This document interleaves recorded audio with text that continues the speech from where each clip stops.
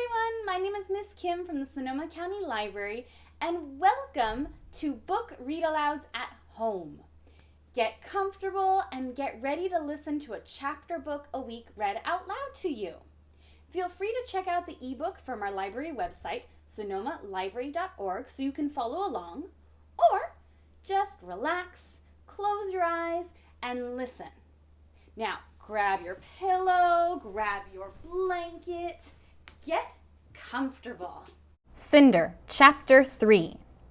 "You're going to the ball!" Aiko tapped her glippers together in an imitation of clapping. "We have to find you a dress and shoes. I will not allow you to wear those awful boots. We'll get some new gloves and... Could you bring the light over here?" Cinder said, yanking out the top drawer of her standing toolbox. She rifled through it, spare bolts, sockets jingling as Aiko scooted closer.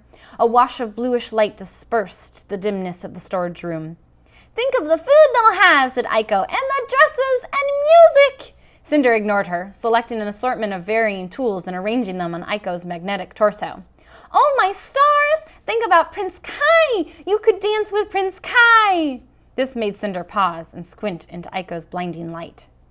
"Why would the prince dance with me?"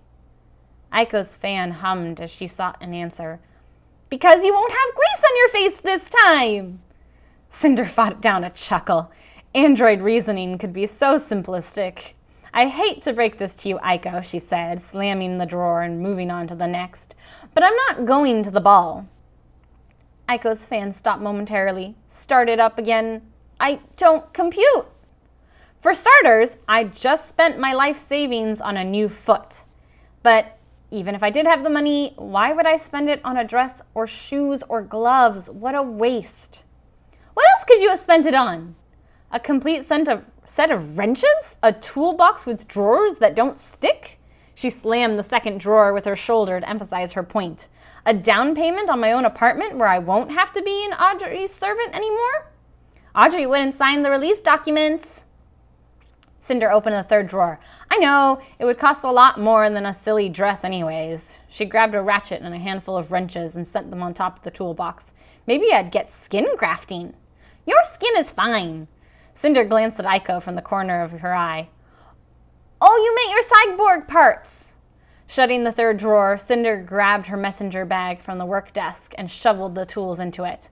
"What else do you think will... Oh, the floor jack! Where did I put that?" "You're being unreasonable," said Aiko. "Maybe you can trade for a dress or get one on consignment. I've been dying to go to that vintage dress store on Sakura. You know the one I mean?" Cinder shuffled around the random tools that had collected beneath the work table. "It doesn't matter. I'm not going." "But it does matter. It's the ball and the prince." "Aiko, I'm fixing an android for him. It's not like we're friends now." Mentioning the prince's android sparked a memory, and a moment later Cinder pulled the floor jack out from behind its tread. "And it doesn't matter because Audrey will never let me go." "She said if you fix the hover..." "Right, and after I fix the hover? What about Peony's port screen that's always acting up? What about..." She scanned the room and spotted a rusty android tucked away in the corner. "What about that old Guard 7.3? "What would Audrey want with that old thing? She doesn't have a garden anymore. She doesn't even have a balcony." "I'm just saying that she has no real intention of letting me go. As long as she can come up with things for me to fix, my chores will never be done." Cinder shoved a couple jack stands into her bag, telling herself that she didn't care. Not really. She wouldn't fit in at a formal ball anyways, even if she did find a dress, gloves, and slippers that could hide her metal monstrosities. Her mousy hair would never hold a curl. She didn't know the first thing about makeup. She would just end up sitting off the dance floor and making fun of the girls who swooned to get Prince Kai's attention, pretending she wasn't jealous, pretending it didn't bother her. Although she was curious about the food. And the prince did know her now, sort of. He had been kind to her at the market. Perhaps he would ask her for a dance, out of politeness, out of chivalry, when he saw her standing alone.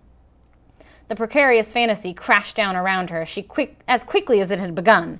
It was impossible, not worth thinking about. She was cyborg. She would never go to that ball. Well, I think that's everything, she said, masking her disappointment by adjusting the messenger bag over her shoulders. You ready? I don't compute, said Aiko. If fixing the hover won't convince Audrey to let you go to the ball, then why are we going to the junkyard? If she wants a mag belt so bad, why doesn't she go through and dig the trash to find one? Because ball or no, I do believe she would sell you off for pocket change if given a reason. Besides, with them off to the ball, we'll have the apartment to ourselves. Doesn't that sound nice? It sounds great to me! Cinder turned to see Peony heaving herself through the doorway. She still wore her silver ball gown, but now the hems along the neck and sleeves were finished. A hint of lace had been added at her cleavage, accentuating the fact that at 14, Peony had already developed curves that Cinder couldn't even begin to hope for. If Cinder's body had ever been predisposed to femininity, it had been ruined by whatever the surgeons had done to her, leaving her with a stick-straight figure. Too angular, too boyish, too awkward for her heavy artificial legs. I'm going to strangle Mom, said Peony. She's making me loony. Pearl needs to find a husband. My daughters are such a drain. No one appreciates what I do for them. Yap, yap, yap, yap, yap. She wobbled her fingers in the air in mockery of her mother. What are you doing down here? Hiding. Oh, and to ask if you could look at my port screen. She pulled a handheld screen from behind her back, offering it to Cinder. Cinder took it, but her eyes were on the bottom of Peony's skirt, watching as the shimmering hem gathered dust bunnies around it. You're going to ruin that dress. Then Audrey will really be a tyrant. Peony stuck out her tongue, but then gathered up her skirt in both fists, hiking the hem up to her knees. So, what do you think? She said, bouncing off the balls of her bare feet. You look amazing. Peony preened, wrinkling the fabric more in her fingers, but then her cheeriness faltered. She should have had one made for you, too. It's not fair. I don't really want one, Cinder shrugged. Peony's tone had such sympathy that she didn't bother to argue. She was usually able to ignore the jealousy she had towards her stepsisters, how Audrey doted on them, how soft their hands were, especially when Peony was the only human friend she had. But she could not swallow the twitch of envy at seeing Peony in that dress. She brushed the topic away. What's wrong with the port? It's doing that gibberish thing again. Peony pushed some tools off a stack of empty paint bins, choosing the cleanest spot before sitting down, her full skirts flouncing around her. She swung her feet so that her heels beat steadily against the plastic. Have you been downloading those stupid celeb apps again? No. Cinder raised an eyebrow. One language app, that's it, and I needed it for class. Oh, and before I forget, Aiko, I bought you something today.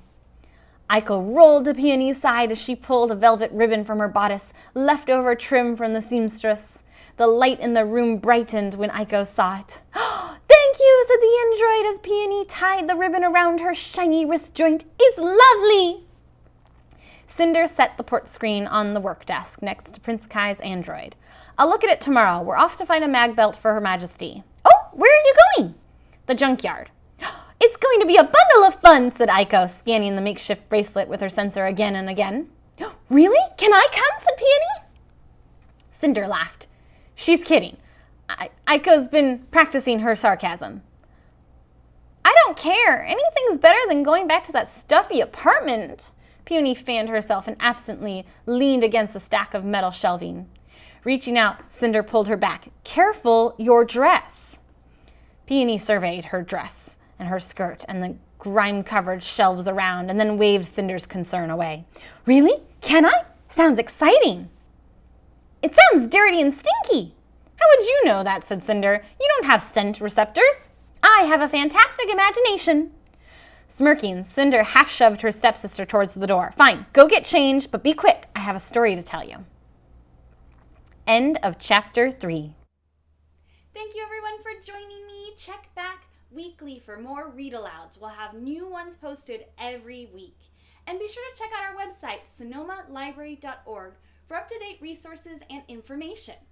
We miss you all. Stay safe. And remember, make reading a part of every day, even if it's just for a few minutes. And have fun with it.